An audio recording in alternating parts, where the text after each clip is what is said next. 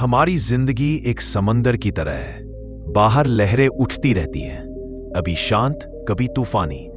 हम सोचते हैं कि इन लहरों को बदलना ही हमारी जीत है, लेकिन सच ये है कि हम लहरों को नहीं रोक सकते। हम सिर्फ अपने जहाज को मजबूत बना सकते हैं। वही जहाज है हमारा मन। अगर मन स्थिर है तो तूफान भी हमें नहीं हिला सकता। अगर मन डगमगाता है तो हल्की सी हवा भी हमें गिरा सकती है। कभी आपने देखा है, दो लोग बिल्कुल एक जैसी परिस्थिति में है। एक खुश, संतुलित और मुस्कुराता हुआ, दूसरा चिड़चिड़ा, गुस्से में और बेचैन। फर्क हालात में नहीं होता, फर्क उनके मन की स्थिरता में होता है। एक व्यक्ति बाहर के तूफान को तूफान की तरह ही देखता है और दूसरा उसे अनुभव, सीख और अवसर के रूप में। यही अंतर तय करता है कि जीवन हमें तोड़ेगा या तराशेगा। मन की स्थिरता ही वह पुल है जो आपको दर्द से शक्ति की ओर ले जाती है। गुस्सा, डर, चिंता, ये तीनों मिलकर मन को ऐसे हिला देते हैं जैसे हल्की हवा में दिया डगमगा जाता है। लेकिन जब मन स्थिर होता है तो बाहर की रोशनी आपके भीतर उतरने लगती है। सुख तब आता है जब भीतर की हलचल शांत हो जाती है। ये कोई कविताएं, लाइन नहीं, बल्कि जीवन का नियम है। गौतम बुद्ध ने कहा था, मन ही सब कुछ है, आप जो सोचते हैं वही बन जाते हैं। यह बात सुनने में बहुत सरल लगती है, लेकिन इसका अनुभव करने पर पता चलता है कि मन स्थिर कर लेना ही असली साधना है। बाहर की दुनिया हमेशा बदलती रहेगी, उसमें आप कभी पूरी तरह नियंत्रण नहीं पा सकते, लेकिन अपने भीतर के तूफानों को शांत करना आपके हाथ में है। आप सोच सकते हैं, हमारा मन इतना बेचैन क्यों है? क्योंकि हम उसे रोकने की कोशिश करते हैं। जैसे किसी बच्चे को जबरदस्ती चुप कराना उसे और जोर से रोने पर मजबूर कर देता है, वैसे ही विचारों को दबाने से वे और उछलते हैं। मन को रोकना नहीं है, मन को देखना है, उसकी हर लहर को महसूस करना है, समझना है और उसे खुद ही शांत होने देना है। हम सबके जीवन में छोटे छोटे उदाहरण हैं जो ये सिखाते हैं। मान लीजिए, सुबह ऑफिस जाते वक्त ट्रैफिक में फंस गए, गाड़ी धीमी हो गई, हॉर्न बज रहे हैं, धूप तेज है, एक व्यक्ति चिल्ला रहा है, गुस्सा कर रहा है, खुद को कोस रहा है। दूसरा व्यक्ति वहीं खिड़की खोलकर गहरी सांस ले रहा है, अपने मन को शांत रख रहा है, सोच रहा है, मैं समय पर पहुंच जाऊंगा, गुस्से से कुछ नहीं होगा। दोनों की परिस्थिति एक जैसी है, लेकिन अनुभव बिल्कुल अलग। कौन सुखी रहेगा? जाहिर है दूसरा व्यक्ति। मन की स्थिरता कोई जादू नहीं है, यह एक आदत है जो रोज के छोटे छोटे निर्णयों से बनती है। जैसे रोज शरीर को स्ट्रेच करते हैं, वैसे ही मन को भी स्ट्रेच करना पड़ता है। सुबह उठकर 5 मिनट सिर्फ सांस को महसूस करना, खुद से बातें करना, हर छोटी घटना पर तुरंत प्रतिक्रिया देने से पहले 10 सेकंड ठहरना, यह सब छोटे छोटे अभ्यास हैं जो मन को मजबूत करते हैं। और याद रखिए, स्थिर मन होने का मतलब यह नहीं कि आपको दुख नहीं होगा, दुख तो आएगा ही। स्थिर मन का मतलब है कि दुख आपको तोड़ेगा नहीं, बल्कि सिखाएगा। यह वह ताकत है जो हर व्यक्ति में छुपी होती है, लेकिन बहुत कम लोग उसे पहचान पाते हैं। आपने बच्चों को देखा होगा, वे वर्तमान में रहते हैं, इसीलिए खुश रहते हैं। अभी खेल रहे हैं तो खेल में, अभी खा रहे हैं तो खाने में। जैसे जैसे हम बड़े होते हैं, हमारा मन डर, शंका, तुलना और उम्मीदों से भर जाता है। हम अतीत के पछतावे और भविष्य की चिंता में इतने उलझाते हैं कि वर्तमान को महसूस ही नहीं करते, और यहीं से मन की अशांति शुरू होती है। अगर आप अभी इस वीडियो को देख रहे हैं तो इसका मतलब है कि कहीं ना कहीं आप भी अपने मन की बेचैनी को समझना चाहते हैं। यह आपकी सबसे बड़ी ताकत है, जागरूक होना। जागरूकता ही पहला कदम है स्थिरता की ओर। हमारा मन एक बगीचे की तरह है। अगर आप इसमें सिर्फ डर, गुस्सा और शिकायत के बीज डालेंगे तो कांटे उगेंगे, लेकिन अगर आप इसमें स्वीकार्यता, धैर्य और प्रेम के बीज डालेंगे तो फूल खिलेंगे। सुख कोई बाहर से आने वाली चीज नहीं है, सुख हमारे मन का फूल है। मन स्थिर होगा तो यह फूल अपने आप खिल जाएगा। एक और महत्वपूर्ण बात, स्थिर मन का मतलब है हर परिस्थिति को बिना तुरंत प्रतिक्रिया दिए देखना। इसका अर्थ यह नहीं कि आप अपनी भावनाओं को दबा दें, इसका अर्थ है कि आप अपनी भावनाओं को देखें, उन्हें समझें और फिर सोच समझकर निर्णय लें। जैसे एक अनुभवी खिलाड़ी मैदान में हर बॉल को तुरंत नहीं खेलता, वह पहले देखता है, पढ़ता है, समझता है, फिर सही शॉट मारता है। अगर आप रोज के जीवन में छोटे छोटे अभ्यास करना शुरू कर देंगे, जैसे सुबह उठते ही फोन उठाने की बजाय 5 मिनट अपनी सांस महसूस करना, या किसी पर गुस्सा आने पर तुरंत जवाब देने की बजाय 2 गहरी सांसें लेना, तो आप देखेंगे कि आपका मन धीरे धीरे स्थिर होने लगा है। और जब मन स्थिर होगा तो सुख की लहर अपने आप की ओर दौड़ कर आएगी। आज की दुनिया में सबसे बड़ी जरूरत यही है। हम बाहर से मजबूत दिखते हैं, लेकिन अंदर से टूटे हुए हैं। हमारी मुस्कुराहट फोटो के लिए होती है, लेकिन दिल में हलचल चल रही होती है। इस हलचल को शांत करना आपका अधिकार है, और यह आपकी ताकत भी है। याद रखिए, आप जितना मन को स्थिर रखेंगे, उतना ही आपको बाहर की दुनिया साफ दिखाई देगी। वही रिश्ता जो आपको परेशान कर रहा था, वह नया लगने लगेगा। वही नौकरी जो आपको बोझ लग रही थी, उसमें भी उद्देश्य दिखने लगेगा। वही कमरा जो आपको तंग लगता था, मंदिर जैसा लगने लगेगा। यह बाहर का परिवर्तन नहीं होगा, यह आपके मन का परिवर्तन होगा। और जब आप अपने मन को स्थिर रखना सीख जाते हैं, तो आप धीरे धीरे आत्मनिर्भर हो जाते हैं। तब आप जानते हैं कब बोलना है, कब चुप रहना है, कब स्वीकार करना है और कब छोड़ देना है। तब छोटी छोटी चीजों में भी सुख महसूस होने लगता है। इस पूरी चर्चा के अंत में मैं सिर्फ इतना कहना चाहूंगा, मन को स्थिर करना एक यात्रा है, मंजिल नहीं। हर दिन आप इसमें थोड़ा थोड़ा बढ़ेंगे, हर दिन आप थोड़ा थोड़ा बदलेंगे, और एक दिन आप खुद महसूस करेंगे कि वह सुख जिसे आप बाहर ढूंढ रहे थे, वह आपके भीतर ही था। तो आज से ही शुरू कीजिए। खुद से एक सवाल पूछिए, क्या मेरा मन मेरे साथ है या मेरे खिलाफ? और अपने मन के साथ दोस्ती कीजिए। विश्वास रखिए, जब मन स्थिर होगा तो सुख की लहर खुद चलकर आपके पास आएगी। क्या आपने कभी गहराई से महसूस किया है कि असली सुख बाहर नहीं, हमारे भीतर ही जन्म लेता है? हम बार बार सोचते हैं कि अगर हमारी नौकरी बदल जाए, घर बड़ा हो जाए, रिश्ते सुधर जाएं या हालात अनुकूल हो जाएं, तो हम खुश हो जाएंगे। लेकिन ऐसा क्यों है कि किसी के पास सब कुछ होने के बावजूद भी वह भीतर से खाली और बेचैन महसूस करता है, और कोई व्यक्ति साधारण परिस्थितियों में रहकर भी संतोष और शांति से भरा हुआ होता है? इसका कारण यही है कि सुख बाहर की कोई वस्तु नहीं है, यह भीतर की एक अवस्था है। जब मन का तूफान शांत हो जाता है, तो एक मीठी सी शांति भीतर उतरती है। वही शांति धीरे धीरे एक गहरी प्रसन्नता में बदलती है। यही वह सुख है जो बाहर से नहीं, अंदर से उपजता है। मन के शांत होने पर सुख की लहर खुद चलकर आती है। उसे खींचने की जरूरत नहीं, उसे पकड़ने की कोशिश करने की जरूरत नहीं। यह वैसा ही है जैसे सुबह की धूप खुद ब खुद खिड़की से कमरे में आती है। आपको सिर्फ पर्दे हटाने हैं। मन को स्थिर रखना पर्दे हटाने जैसा है। पर्दे हटते ही रोशनी खुद आ जाती है। अब बात करते हैं एक गहरे फर्क की, मन और दिमाग के बीच के फर्क की। यह फर्क जान लेना बहुत जरूरी है, क्योंकि आज के समय में हम इन्हें एक समझ लेते हैं। दिमाग सोचता है, तर्क करता है, विश्लेषण करता है। यह एक कंप्यूटर की तरह है जिसे आप डाटा देते हैं और वह परिणाम देता है।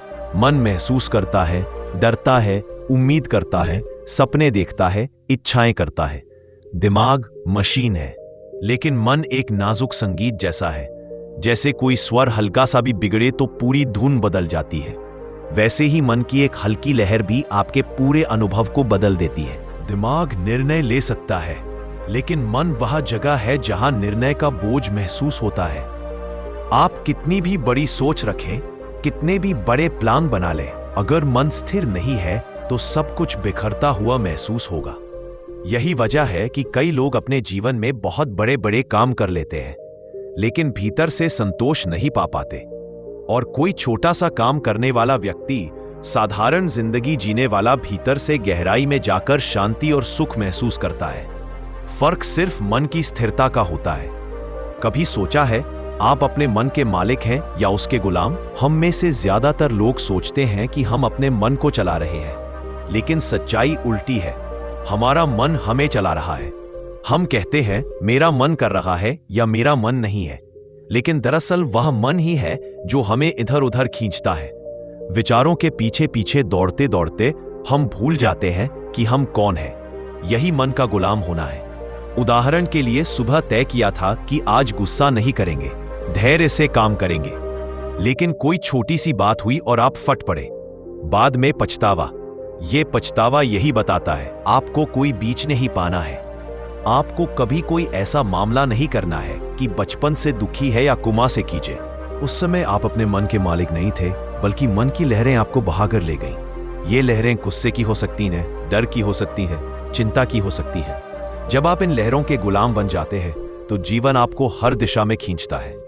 लेकिन जब आप मन के मालिक बन जाते हैं तो वही परिस्थिति जिसमें पहले आप टूट जाते थे, अब आप स्थिर रहकर देखते हैं। अब आप प्रतिक्रिया नहीं, जवाब देते हैं। ये छोटा सा फर्क आपके पूरे जीवन को बदल देता है। जैसे ही आप विचारों के पीछे भागना छोड़ते हैं और उन्हें देखने लगते हैं, वैसे ही विचार अपनी पकड़ खो देते हैं। मन को स्थिर करना कोई एक दिन का काम नहीं है। ये रोजमर्रा के छोटे छोटे अभ्यासों से बनता है। जैसे कोई बच्चा चलना सीखता है, पहले गिरता है, फिर उठता है, फिर धीरे धीरे चलना सीख जाता है। वैसे ही मन को स्थिर करने में भी अभ्यास लगता है। रोजमर्रा के जीवन में ही उदाहरण देख लीजिए। ऑफिस में बॉस ने डांट दिया, एक व्यक्ति तुरंत चिढ़ जाता है, उसका दिन खराब हो जाता है। दूसरा व्यक्ति वही डांट सुनकर सोचता है, ठीक है, ये उसकी मानसिक स्थिति है, मैं इसे अपने भीतर नहीं घुसने दूंगा। पहला व्यक्ति मन का गुलाम है, दूसरा मन का मालिक। फर्क सिर्फ दृष्टि और स्थिरता का है। स्थिर मन का मतलब ये नहीं कि भावनाएं खत्म हो जाएंगी। इसका मतलब है कि भावनाएं आएंगी और जाएंगी, लेकिन वे आपको बहाकर नहीं ले जाएंगी। ये ठीक वैसे है जैसे आप नदी के किनारे खड़े होकर पानी को बहते देखते हैं। पानी तेज भी हो सकता है, धीमा भी, लेकिन आप किनारे पर खड़े हैं, सुरक्षित है। जब आप किनारे पर खड़े होते हैं तब आप पूरे दृश्य को देख पाते हैं। जब आप पानी में होते हैं तब आप सिर्फ बहते हैं। मन को स्थिर करना किनारे पर खड़े होने जैसा है। मन और दिमाग का फर्क समझने के बाद अगला कदम है मन के गुलाम बनने के बजाय उसका स्वामी बनना। ये कदम आपकी जिंदगी का दिशा बदल सकता है, और यह स्वामित्व आता है जागरूकता से। जागरूकता का मतलब है आप जानते हैं कि अभी आपके भीतर कौन सा विचार चल रहा है, कौन सी भावना आ रही है। जैसे ही आप जान लेते हैं, आप उसके गुलाम नहीं रहते। हमारा मन एक ताकतवर साधन है। जब यह स्थिर होता है तो यह आपके लिए काम करता है। जब यह अस्थिर होता है तो आप इसके लिए काम करने लगते हैं। यही वजह है कि कई लोग बार बार कहते हैं, मेरे विचार मुझे परेशान कर रहे हैं, मेरा मन शांत नहीं हो रहा, क्योंकि उन्होंने अपने मन को कभी समझा ही नहीं। अगर आप चाहते हैं कि सुख की लहर आपके जीवन में बहे, तो सबसे पहला कदम है मन को स्थिर करना। यह स्थिरता कोई भारी भरकम साधना नहीं मांगती। यह आपके रोज के छोटे छोटे कामों में ही है। किसी पर गुस्सा करने से पहले सांस लेना, किसी फैसले से पहले थोड़ी देर रुकना, किसी की बात सुनते समय पूरी तरह उपस्थित रहना, यह सभी अभ्यास मन को स्थिर करने के छोटे छोटे कदम हैं। और सबसे खूबसूरत बात यह है कि जैसे जैसे आपका मन स्थिर होगा, वैसे वैसे आप पाएंगे कि वही पुरानी चीजें भी नई लगने लगी हैं। वही रिश्ता जिसमें टकराव था, उसमें अपनापन महसूस होने लगेगा। वही जगह जो आपको बोझ लगती थी, वह अब अवसर जैसी लगने लगेगी। यह बाहर का नहीं, भीतर का परिवर्तन होगा। मन को स्थिर करने की प्रक्रिया में आप धीरे धीरे अपने असली स्वरूप के करीब पहुंचते हैं। आप जान पाते हैं कि आप विचार नहीं हैं, आप भावनाएं नहीं हैं, आप वह जागरूकता हैं जो विचारों और भावनाओं को देख सकती है। और जैसे ही यह समझ आती है, सुख की लहर अपने आप उठती है। तो याद रखिए, सुख बाहर नहीं है, वह आपके भीतर है। दिमाग सोचता है, लेकिन मन महसूस करता है। अगर आप अपने मन के स्वामी बन जाएंगे, तो आपका जीवन ऐसा लगेगा जैसे किसी ने अचानक शोर को म्यूट कर दिया हो और भीतर एक मीठी सी धुन बजने लगी हो। क्या आपने कभी गौर किया है, आज के समय में हम सब बाहर से कितने मजबूत दिखाई देते हैं, जैसे कुछ भी हमें हिला नहीं सकता। सोशल मीडिया पर तस्वीरें चमकती हैं, चेहरे पर मुस्कान रहती है। लोग कहते हैं, वाह कितना आत्मविश्वासी इंसान है। लेकिन उसी इंसान के अंदर झांक कर देखिए तो शायद वहां एक तूफान चल रहा होता है। डर, तनाव, उम्मीदें और ना जाने कितने अनकहे भाव, यही आज की जिंदगी है। बाहर से मजबूत दिखने की कोशिश, लेकिन भीतर से बिखरे हुए। छोटी सी बात, एक गलत शब्द, किसी की आलोचना, और हमारा मन टूटकर बिखर जाता है। हमने अपने अंदर एक नकली कवच बना लिया है ताकि कोई हमारे दर्द को ना पहचान सके। पर असली चुनौती तो वही है ना, जब बाहर की हर चीज आपके खिलाफ हो और फिर भी आप भीतर से स्थिर रह पाए। मन का स्थिर रहना कोई साधारण काम नहीं। लेकिन यही वह जगह है जहां से असली सुख की लहर शुरू होती है। लोग बार बार यही पूछते हैं, सुख आखिर मिलता कहाँ है? कौन सा काम करूं?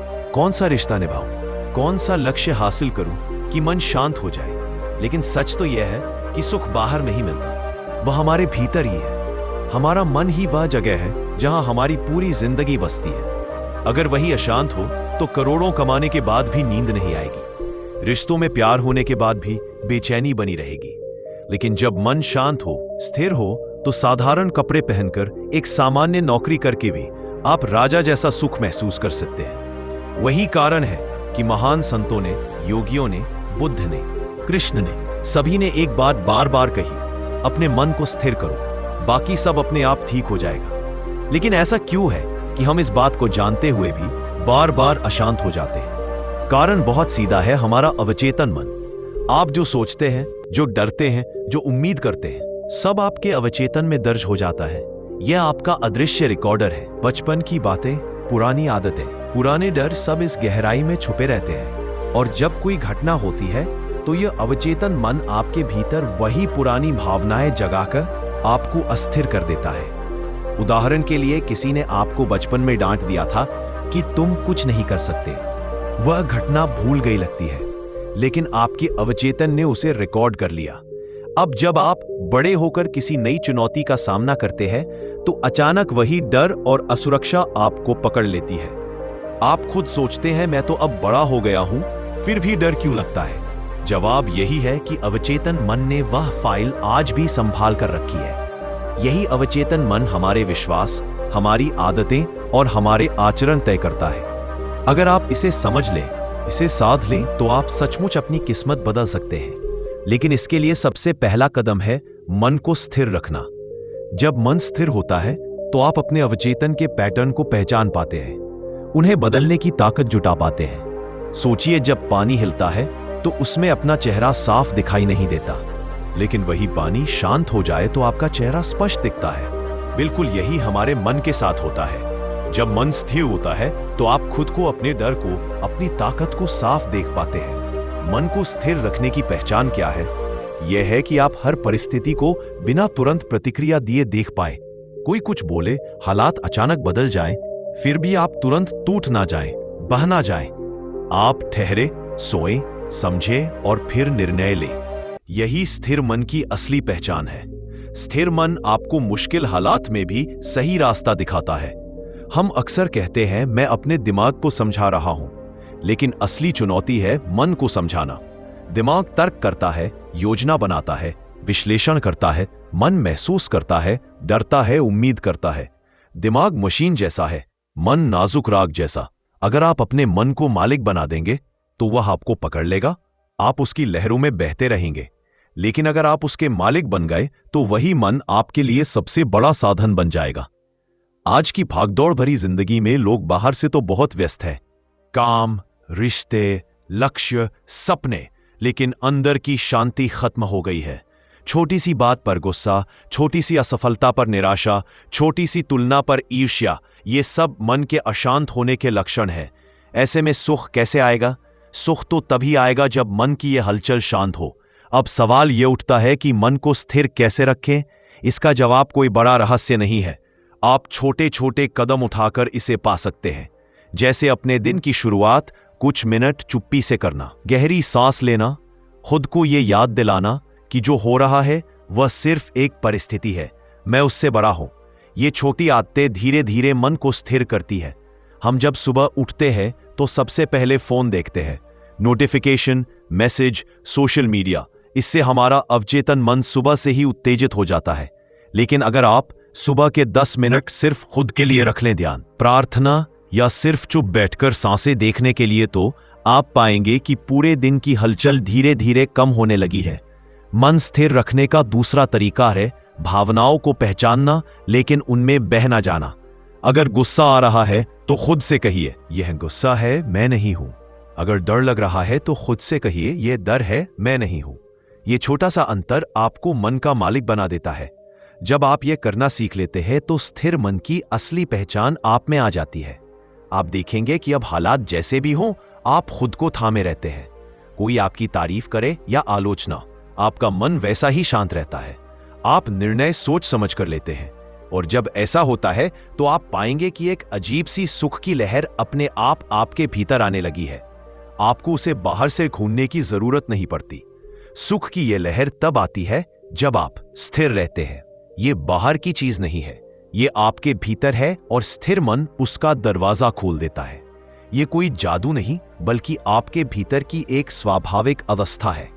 आप जितना इसे साधते जाएंगे, उतना ही आपका अवचेतन मन पुराने डर छोड़ देगा और नई सकारात्मकता से भर जाएगा।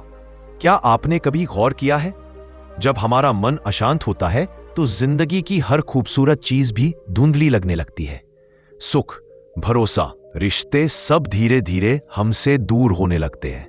हम ऐसा महसूस करने लगते हैं जैसे दुनिया की हर बात हमारे खिलाफ है, जैसे हर व्यक्ति हमें नीचा दिखाना चाहता है। मन की यह अशांति हमें शंका, डर और असुरक्षा में जीने पर मजबूर कर देती है। और सच कहें तो यही अशांत मन हमारी असली ताकत को खोखला कर देता है। सोचिए, जब समुद्र में तूफान आता है तो लहरें कितनी उग्र हो जाती हैं। उस वक्त अगर आप उस समुद्र में अपना चेहरा देखने की कोशिश करें तो क्या देख पाएंगे? बिल्कुल नहीं। वही हाल हमारा मन करता है। जब हमारा मन शांति खो देता है तो हमारी सोच उलझ जाती है, निर्णय गलत होने लगते हैं, और सबसे बड़ी बात, हमें यह भी नहीं समझ आता कि हम खुद कौन हैं और हमें सच में चाहिए क्या।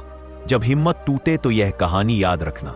जब जीवन में हिम्मत टूटती है, जब सब कुछ बिखरने लगे, जब मन में अंधेरा ही अंधेरा भर जाए, ऐसे समय में बुद्ध के उपदेश और उनके अनुभव हमें रास्ता दिखाते हैं। बुद्ध कहते थे, मनुष्य की सबसे बड़ी ताकत इसका अपना मन है। यदि मन संभल गया तो पूरा जीवन संभल जाता है। इसीलिए जब किसी ने उनसे पूछा कि कठिन समय में क्या किया जाए, तो उन्होंने जो बातें समझाई वो बातें समझाई। वे आज भी उतनी ही जीवंत और प्रभावी है। सबसे पहले बुद्ध कहते हैं, अपने दुख को स्वीकार करो। दुख से भागने की कोशिश मत करो। जिस तरह रात के बाद सुबह आती है, उसी तरह हर कठिनाई के बाद भी सहजता आती है। जब हम अपने दुख को, अपनी कमजोरी को स्वीकार करते हैं, कभी उसे बदलने की शक्ति पाते हैं। बुद्ध ने अनेक बार कहा, दुख की जड़ को समझो, उसे पहचानो, तभी मुक्ति संभव है। इसका अर्थ यह है कि अगर जीवन में कठिनाई आ गई है तो उसे दुश्मन ना समझे, बल्कि उसे गुरु की तरह देखें। हर दुख हमें कुछ सिखाने आता है। दूसरा, बुद्ध ने हमेशा ध्यान और शांति का मार्ग बताया। जब जीवन में हलचल हो, मन में हताशा हो, तब शांति ही सबसे बड़ी औषधि बनती है। बुद्ध कहते हैं, मन को शांत करने के लिए ध्यान करो। सांस पर ध्यान देना, अपने विचारों को देखना, उन्हें पकड़ने की कोशिश ना करना। यह सब धीरे धीरे मन को स्थिर कर देता है। जब मन स्थिर होता है, तब आप देखेंगे कि वही समस्या जो कल पहाड़ लग रही थी, आज छोटी सी लगती है। तीसरा, बुद्ध ने करुणा और मैत्री का मार्ग बताया। उन्होंने कहा, अपने मन को करुणा से भर लो। जब हिम्मत टूटे तब दूसरों की मदद करना शुरू करो। जो लोग दुखी होते हैं वे अक्सर अपने में ही सिमट जाते हैं, लेकिन बुद्ध कहते हैं कि जब आप दूसरों के दुख को समझना शुरू करते हैं, जब आप दूसरों के लिए कुछ करते हैं, तब आपका अपना दुख हल्का होने लगता है। यह करुणा, यह सेवा, यह दूसरों के प्रति दया, यह आपको भीतर से मजबूत बनाती है। चौथा, बुद्ध ने अनित्यता को समझने की शिक्षा दी। उन्होंने कहा, कुछ भी स्थायी नहीं है, ना खुशी स्थायी है, ना दुख स्थायी है। अगर अभी आपके जीवन में कठिनाई है तो यह भी बीत जाएगी। जैसे मौसम बदलता है, वैसे ही जीवन के हालात बदलते रहते हैं। यह समझना ही बहुत बड़ा सहारा है। जब आप यह मान लेते हैं कि सब कुछ बदलने वाला है, तब दुख आपको कम सताता है। पांचवा, बुद्ध कहते हैं, अपने विचारों पर निगरानी रखो। जब हिम्मत टूटती है, तब नकारात्मक विचारों का तूफान आ जाता है। लेकिन बुद्ध कहते हैं, जैसे माली अपने बगीचे को साफ करता है, वैसे ही अपने विचारों को साफ करो। अच्छे विचारों को आने दो, बुरे विचारों को पकड़ो मत। नकारात्मकता को पहचानो और उसे धीरे धीरे जाने दो। यह अभ्यास आपके मन को हल्का करता है। चौथा, बुद्ध ने संयम और धैर्य की महत्ता बताई। उन्होंने कहा, धैर्य ही सबसे बड़ा बल है। कठिनाई के समय में तुरंत निर्णय लेने या हार मान लेने से अच्छा है कि धैर्य रखें, समय को अपना काम करने दें। बुद्ध ने समझाया कि जैसे बीज बोने के बाद पेड़ को उगने में समय लगता है, वैसे ही हर समस्या का हल भी समय के साथ आता है। सातवां, बुद्ध ने सही संगति और सत्संग की शक्ति बताई। जब मन टूटा हो तब किन लोगों के बीच आप रह रहे हैं, यह बहुत मायने रखता है। बुद्ध कहते हैं, सज्जनों की संगति अमृत के समान है। जो लोग आपको प्रेरित करते हैं, जो आपको अच्छा सोचने और करने के लिए प्रेरित करते हैं, उनके पास रहो। गलत संगति से बचो, क्योंकि यह आपके मन को और गिरा सकती है। 8वां बुद्ध ने स्वनुशासन का मार्ग दिखाया। जब कठिनाई आए तब जीवन में नियम बनाना और उनका पालन करना आपको भीतर से मजबूत करता है। जैसे हर सुबह ध्यान करना, समय पर सोना, समय पर जागना, ईमानदारी से काम करना, अपने विचारों और शब्दों को शुद्ध रखना, यह सब धीरे धीरे आपको मजबूत बनाता है। 9वां बुद्ध ने आत्मज्ञान और आत्मवलोकन की शिक्षा दी। उन्होंने कहा, खुद को जानो। जब हिम्मत टूटे तब अपने भीतर झांकना शुरू करो। खुद से पूछो, मैं कौन हूं, मेरा उद्देश्य क्या है। यह प्रश्न ही आपको भीतर से नई शक्ति देते हैं। आत्मवलोकन से आप समझ पाते हैं कि आपकी असली ताकत बाहर की चीजों पर निर्भर नहीं है, वह तो आपके भीतर है। 10वां बुद्ध ने हमेशा आशा और सकारात्मक दृष्टि बनाए रखने की शिक्षा दी। उन्होंने कहा, जैसे अंधेरी गुफा में दीपक जलाने से रोशनी हो जाती है, वैसे ही आशा का दीपक जलाने से मन उज्जवल हो जाता है। चाहे परिस्थिति कैसी भी हो, यह याद रखो कि आपकी आत्मा अजय है, वह कभी हार नहीं सकती। जीवन में हर अंधेरा अंत नहीं होता, वह एक नई सुबह की शुरुआत भी हो सकता है। इन सभी उपायों को बुद्ध ने अपने जीवन में भी अपनाया। वे स्वयं भी राजमहल छोड़कर जंगलों में भटके कठिन साधना की। अनेक बार असफल हुए, लेकिन हिम्मत नहीं हारी। यही कारण था कि वे अंततः बुद्धत्व को प्राप्त कर सके। यह पूरी यात्रा हमें सिखाती है कि कठिनाई आने पर हार मानना नहीं है, बल्कि उसे अवसर की तरह देखना है। इस पूरी कहानी का सार यही है, जब हिम्मत टूटे तब रुकिए नहीं। बुद्ध के इन उपायों को याद कीजिए, दुख को समझिए, ध्यान कीजिए, करुणा अपनाइए, अनित्यता को समझिए, अपने विचारों को शुद्ध रखिए, धैर्य रखिए, सही संगति चुनिए, अनुशासन में रहिए, आत्मवलोकन कीजिए और आशा बनाए रखिए। यह 10 उपाय आपके जीवन को बदल सकते हैं। अगर आप इन शिक्षाओं को अपने जीवन में उतारेंगे तो आप पाएंगे कि कठिन समय में भी आपके भीतर एक शांति, एक स्थिरता बनी रहती है। आप उतने ही मजबूत बन जाते हैं जितना एक पर्वत जिस पर तूफान आते हैं लेकिन वह अपनी जगह से हिलता नहीं। यह शिक्षाएं आपको न सिर्फ प्रेरित करेंगी, बल्कि आपको एक ऐसा इंसान बनाएंगी जिसे जीवन की कोई भी चुनौती तोड़ नहीं पाएगी। बुद्ध अपने शिष्यों के साथ श्रावस्ती के जेतवन विहार में रहते थे। वहां हर दिन दूर दूर से लोग अपने प्रश्न, अपने दुख, अपनी उलझनें लेकर बुद्ध के पास आते थे। उस समय एक युवक भी बुद्ध के पास आया। उसका नाम आनंदेश था। वह एक छोटे से गांव का रहने वाला था। उसका जीवन कठिनाइयों से भरा था। पिता किसान थे, लेकिन लगातार सूखे और कर्ज ने उन्हें कमजोर बना दिया था। परिवार के पास खाने तक के लाले पड़ गए थे। आनंदेश ने पढ़ाई छोड़कर मजदूरी करना शुरू कर दिया, लेकिन फिर भी घर की हालत नहीं सुधर रही थी। धीरे धीरे उसका आत्मविश्वास खत्म होने लगा। वह सोचने लगा कि शायद उसके भाग्य में यही लिखा है, कठिनाई, गरीबी और अपमान। उसके मन में यह विचार बैठ गया कि अब कुछ अच्छा नहीं हो सकता। एक दिन उसने तय किया कि वह अपनी हिम्मत को और नहीं संभाल पाएगा। वह जीवन से हार चुका था। उसने सोचा कि जेतवन विहार में बुद्ध रहते हैं। लोग कहते हैं कि वे अद्भुत हैं, जिनसे मिलकर जीवन बदल जाता है। क्यों ना एक बार उनसे मिल लिया जाए, शायद आखिरी उम्मीद वहीं से मिले।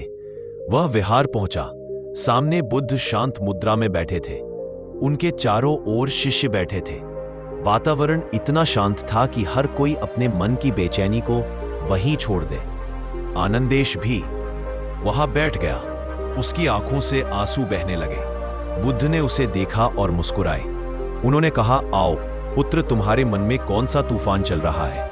आनंदेश ने रोते रोते कहा, भगवान, मैं टूट चुका हूं। मैंने बहुत कोशिश की, बहुत मेहनत की, लेकिन मेरी तकदीर नहीं बदल रही।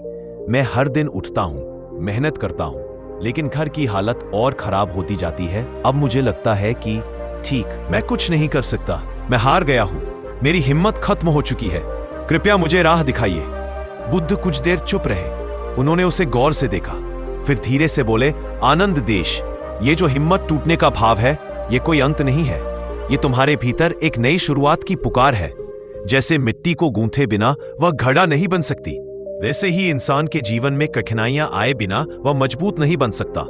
तुम सोचते हो कि तुम्हारा भाग्य खराब है, लेकिन असल में तुम्हारा मन थक गया है। तुम अपने ही विचारों के बोझ से दब गए हो। फिर बुद्ध ने पास रखे एक छोटे से दीपक की ओर इशारा किया। उन्होंने कहा, देखो इस दीपक को, इसकी लौ कितनी छोटी है, लेकिन ये पूरे कक्ष को रोशन कर रही है। यही मनुष्य का मन है। अगर लौ को बचा कर रखो, हवा से बचाओ तो ये लगातार जलती रहती है, लेकिन अगर तुम इसे ढक दोगे, बुझा दोगे, तो अंधेरा ही अंधेरा रह जाएगा। उम्मीद है आपको आज का ये वीडियो पसंद आया होगा। तो चैनल यूनिक बुद्ध स्टोरीज को सब्सक्राइब करें और कमेंट्स में अपनी राय अवश्य शेयर करें। धन्यवाद।